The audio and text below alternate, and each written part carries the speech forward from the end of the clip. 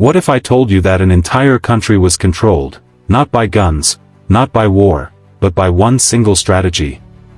This is the story of how France controlled Senegal, not through brute force, but through a calculated master plan that changed the nation forever.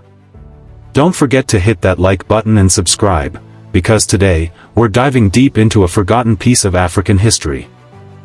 In the 1600s, France set its eyes on the West African coast. But instead of an all-out invasion, they offered partnerships. They came as traders, allies, even missionaries. Senegal was rich in resources, especially peanuts, gum arabic, and a strategic port at St. Louis. France made deals with local chiefs.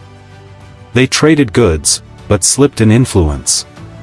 French language, French laws, and slowly, French control. The French didn't conquer Senegal by force. They used a weapon far more powerful, assimilation. Here's how it worked. France opened schools. But only taught in French. They sent missionaries. But only Catholic ones. They trained the elite. But only in French ideals. By shaping the minds of Senegal's future leaders, they created a generation that thought, like the French. And the most brilliant part? France convinced many Senegalese that becoming more French was a privilege. Senegalese soldiers fought for France in world wars. Senegalese people paid taxes to France. And yet, they weren't fully free. The strategy worked so well, that France didn't need to dominate Senegal through violence. Senegal was part of France, on paper. But in reality, it was still a colony. This was colonization without chains, control without resistance, influence without invasion. But no strategy lasts forever. As more Senegalese became educated, they saw through the illusion. They began asking hard questions. If we're truly French citizens, why are we treated as second class?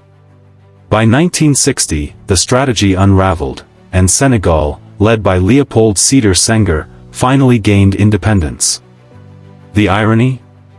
France's own system of assimilation produced the minds that eventually dismantled it. Senegal stands today as a proud nation.